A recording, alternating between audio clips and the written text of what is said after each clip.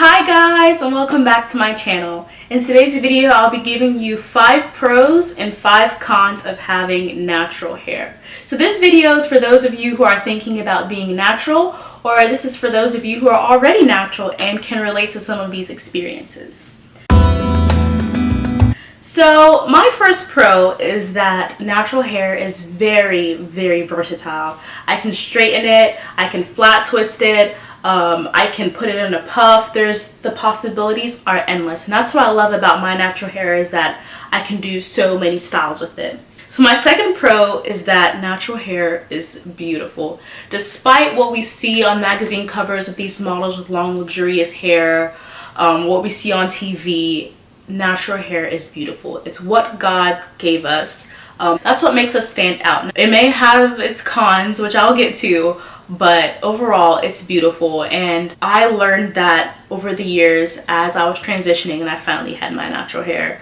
My hair was permed at the age of 5 due to lack of knowledge about how to take care of natural hair. So it was permed for manageability purposes, and I lived my life from like 5 to 11 years old thinking that my relaxed hair was my natural hair. Just based off of what I saw. Like, I never really saw anyone with natural hair, so I just thought that having straight hair was my natural hair. But I didn't realize that till my aunt started transitioning and I started seeing her curls, and I started thinking how pretty that was, and she was telling me about it, and I realized that, whoa, wait, this isn't my natural hair. This is chemicals, and just my hair has just been processed to look this way. So having that representation, having that family member who embraced her natural hair, and despite what anyone said about her, despite what we were seeing in the media and everything, she embraced her natural hair and she thought it was beautiful. And that inspired me to want to transition in 7th grade, and I transitioned for a year and a half, and I went fully natural fall of my freshman year. If you guys want my natural hair journey, just leave a comment down below too. But anyways, my point is that basically transitioning and going through that period and finally having my natural hair basically taught me that, wow, it is really, really beautiful. This is kind of going off topic, but I also think that it's very important that we teach these to the younger generation, whether it's our siblings or any kids you may have. I think it's important to just show them that their natural hair is beautiful, so that they don't think that having straight hair is the norm like I did, because representation really does make a difference in children's lives. My third pro is that it teaches you a lot about yourself, because before this, like I said, I didn't really have any knowledge about natural hair, but when I wanted to transition, the tip that my aunt gave me was that I should research. That's what I did. I researched, I went on YouTube, I went on Google, I went on natural hair forums. I Googled and researched what would work for my hair, what my hair was gonna be like, everything. So yeah, researching really helped me, but over the years, my natural hair, taking care of it, has definitely taught me a lot in regards to patience, in regards to basically taking care of something, because if you neglect it, the signs will show. It will become dry and brittle. And I will say this, that with natural hair, no matter how many tips someone can give you or how much advice someone can give you, that cannot teach you how to take care of your hair. You experimenting, trying things with your hair, that's how you learn what works best for your hair, because something, like I said in one of my other videos, what works for my hair may not necessarily work for yours. So taking care of your hair, researching, trying things out, that's how you learn what works best for your hair, and you can learn how to better take care of it. Another pro is health. I'm not saying that with relaxed hair it's not healthy. You can have relaxed hair and also have healthy hair, but I think that with natural hair it's healthier because you don't have all those chemicals in your hair. And natural hair can also become unhealthy if you do not take care of it, but overall it is healthier because you don't have all those harsh chemicals in your hair. My 5th pro, which I love, is in regards to YouTube. So I love how there's such a large community of natural hair lovers. just women embracing your natural hair. I think it's beautiful and it's inspiring. Despite whatever society may say, despite whatever people may think, our natural hair is beautiful and it's important to embrace. And I love that on YouTube there's this large community of natural hair lovers, and you can rely on this community for advice, hairstyles, etc. So I'm going to go into the cons of having natural hair. Oh my goodness. There are some nice pros to having natural hair, but to get to some of those pros, oh my goodness, we have to go through the struggle. Alright, so my first con is that natural hair is expensive. I don't care what people say. Some people might say, oh, okay, you're going natural. It's less expensive because you don't have to straighten your hair and pay all this money to go to the salon. Honey, no. Natural hair products are expensive.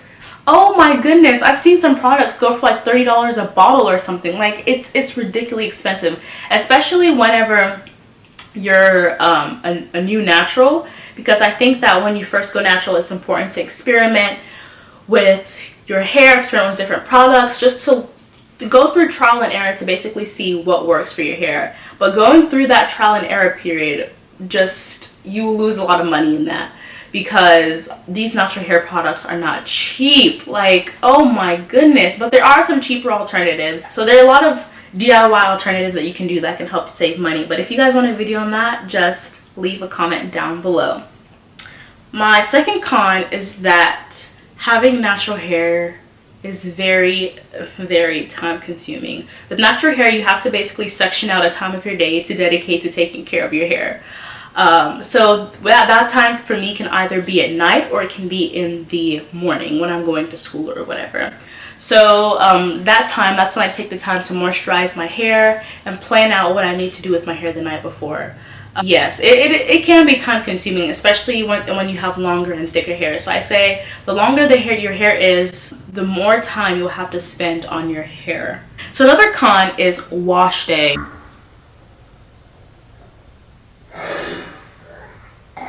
I could go on and on and on about this.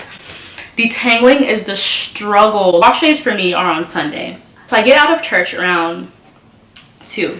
So I'll relax a little bit, hang with my family, and then I'll start washing my hair around 6.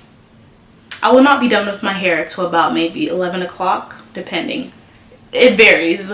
Yes, wash day is a huge con of natural hair. It just, especially the thicker and longer your hair is, because you have to take more time to detangle it, and also detangle it with patience and care, not so ferociously, because our hair is delicate. So yes, that is a huge con. It's just very energy draining and time consuming, and it just takes a lot. It's just a lot. Fourth con, this goes along with wash day, is drying time. I have never, since I've been natural, my hair has never been dry in, let's say, in less than 2 days. My hair takes a full 2 days to fully dry.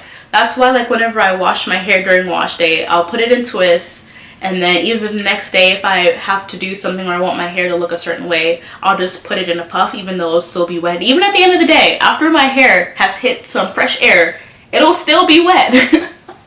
Like, more of like like towards my scalp, it's wet. And then after the second day, a full 48 hours, that's when my hair becomes fully dry. So yeah, drying time is definitely a con. I would say if your hair is like this too, I don't know, buy a blow dryer or whatever and just kind of blow it.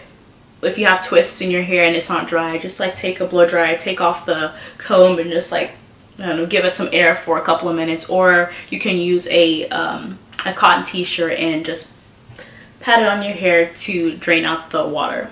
My fifth con is salon experiences.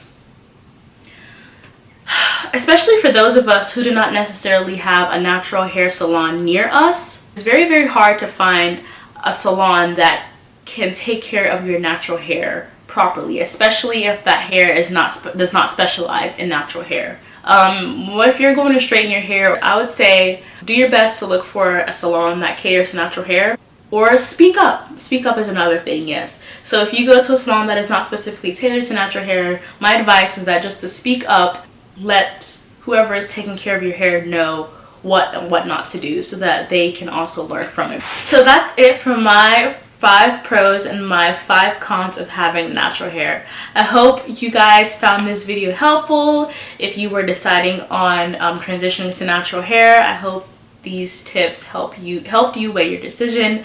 And if you're already natural, I hope you guys got a kick out of this and could relate to some of these pros and cons. Also, in no way, shape, or form am I trying to bash anyone with relaxed hair. If that's what works for you, if that's what fits in your time schedule, then by all means, continue to have your relaxed hair, continue to take care of it, and help it thrive. So yeah, I hope you guys enjoyed this video. Please leave a comment down below of any video suggestions you have. Give this video a thumbs up, comment, and subscribe. I already said comment, but subscribe, and I'll see you guys in my next video. Bye.